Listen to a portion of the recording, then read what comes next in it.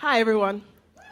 My name is Odunayo Ewini, and I'm the co-founder and COO of PiggyVest. And this is how I've introduced myself for the past 10 years to our investors, to our partners, to our users, to our team, and even to my friends. And this sentence is so core to who I am and to the work that I do that I consider it a very defining 12 words, and I take it very seriously. And it all started with a wooden box.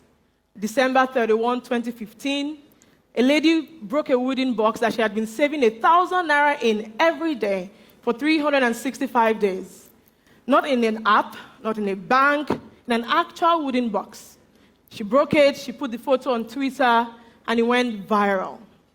My co-founder and our CMO, Josh, who you just heard from, brought that photo to our WhatsApp group.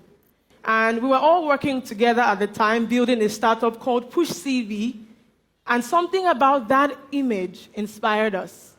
Because what she had done, the discipline of it, the satisfaction, the physicality, breaking that box, it really meant something. There it was, that idea. We just needed to build something for it. And that's how PiggyVest began, on a WhatsApp group looking at a tweet about a wooden box. So 10 years ago, my co-founders and I, we made a simple bet. Not on a product, not on a feature, but on a belief on the fact that Nigerians want to save, and that if you give us the right environment, we would. That was the thesis. And we didn't have a lot. We had no money, a small team, a very strong conviction, and a very highly specific frustration about the way that things were. At the time, the existing options just didn't satisfy the need that young people had. Your salary came in and it went out before you wanted it to. Investment opportunities just were not made for 22-year-olds. Bank accounts were too transactional. It wasn't just that Nigerians didn't want to save. Nothing was making it easy, safe, or rewarding to try. And so we built something that made it harder to spend the money that you meant to keep. We literally took the burden off of human beings, literally. We built a commitment device, commitment to your own future, a place where you put money, you lock it away from yourself. And today, 9 million customers later, I think the bet has paid off. But this year, I have spent a lot of time thinking about what we actually built. And I think that it was bigger than we knew at the time. In the beginning, myself and my co-founders, we spent a lot of time and a lot of energy explaining what PiggyVest was. And at the time, we called it piggybank.ng. It was a savings app, it was a fintech, it was an investment platform, and none of those words were really wrong, but none of them alone captured it either. And then sometime in mid-2016, after we'd launched for a few months, Yewande, I'll never forget her name, we woke up that morning to a blog post that she had written and published. She saved her first 1 million naira, and she was going to use it to buy her first car. And we had no idea. I remember reading it and thinking, there are real people at the end of this, and we're affecting real lives. And almost immediately, it changed everything about how I thought about what we were doing. And so, because we realized that the thing that made it work was not the product, it was the restriction, it was the constraint, and more than that, it was the trust. We went to work making sure that every single day, we earned the trust of people who saved on our platform. So if you take a step back and think about what we ask people to do, send us your money, we'll lock it away. Trust us that it will be there when you come back for it. Think about that we're asking them to do it in Nigeria, in a country where people's trust has been broken so many times by banks, by schemes, by institutions that are supposed to protect people. We weren't asking them for a small thing. And that trust is not a small thing because we all understand that moving money is hard, but I think that keeping it is a different kind of challenge. And the products that people return to when they're trying to protect their money, when they're trying to protect their future, are usually the ones that we build to keep their money. And you know what? People said yes. They said yes in 2016 to 3 20-something-year-olds. They said yes to completely unknown people. They said yes through a pandemic. They said yes through several devaluations. They said yes through inflation. They said yes through the kind of economic turbulence that makes people clutch their money tightly. And they said yes when the Naira was doing things that no one had a playbook for. And that tells you something. It tells you that the need for PiggyVest was deep and it was real.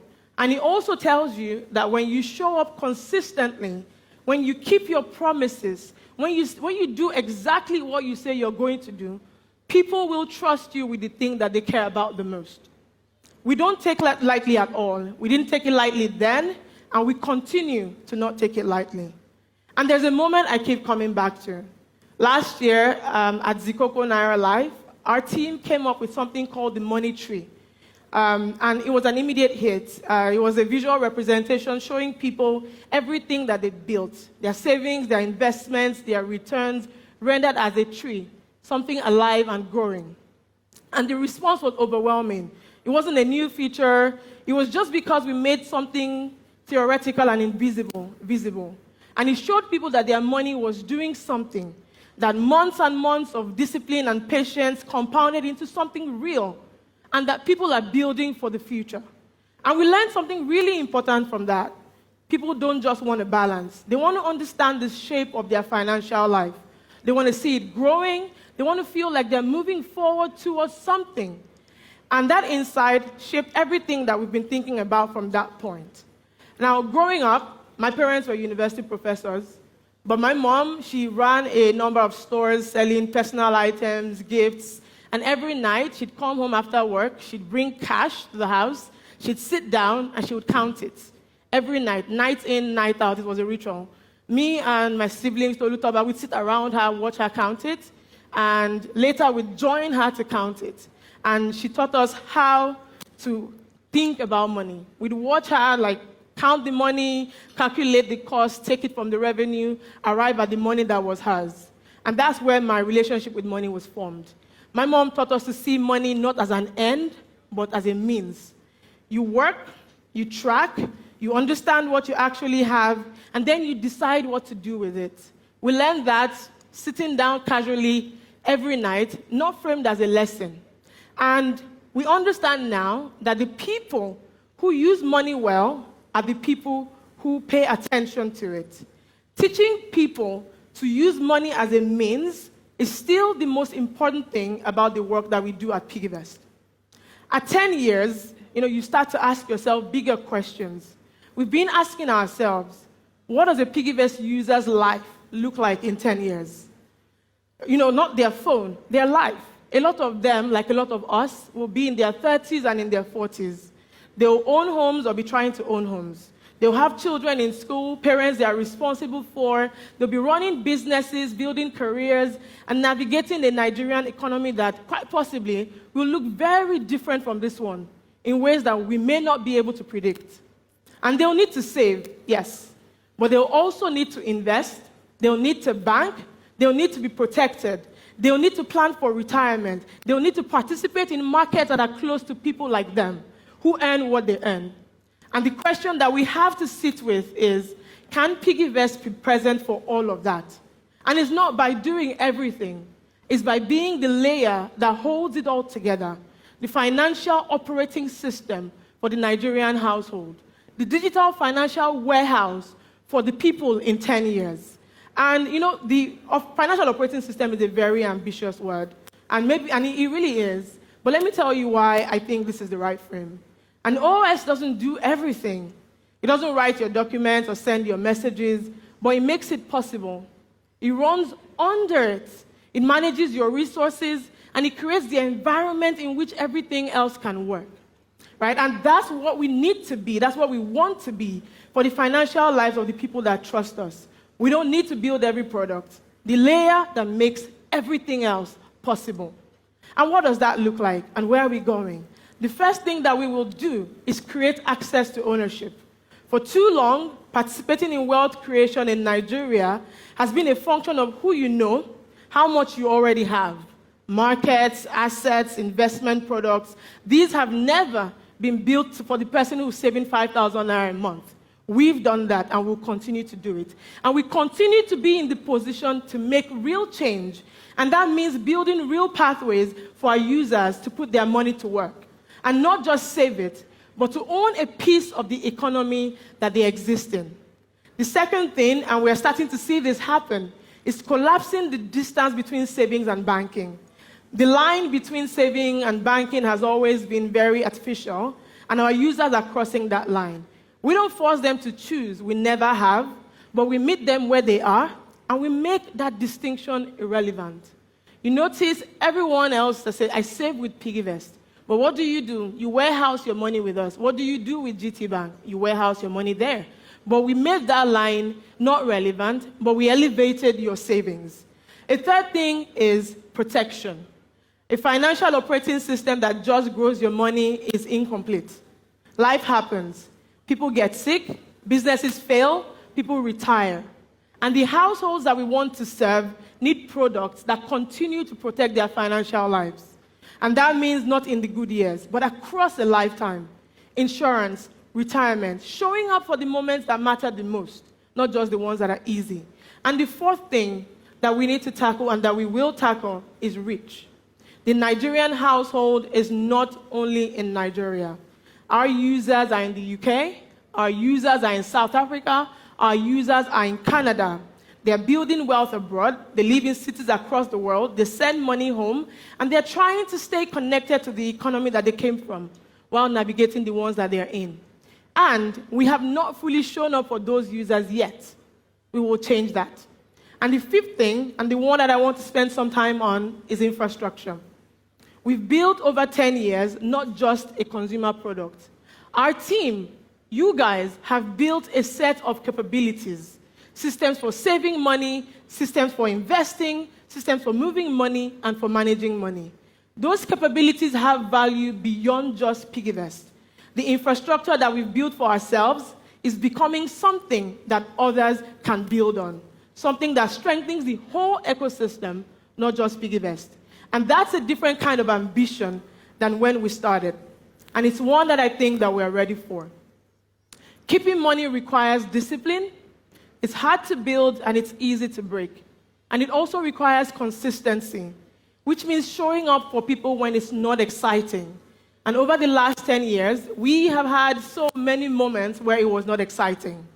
It requires a long-term relationship with people's financial lives and not just their transaction. And that's what we started to do 10 years ago. We went for the harder work. And I think that the choice to do the harder thing, to prioritize building that gradual trust, to build something that people can actually rely on, is why we are here today, appreciating everyone for the last 10 years and talking about the next 10 years. 9 million people have trusted us. 6 million on PiggyVest, another almost 3 million on Pocket App.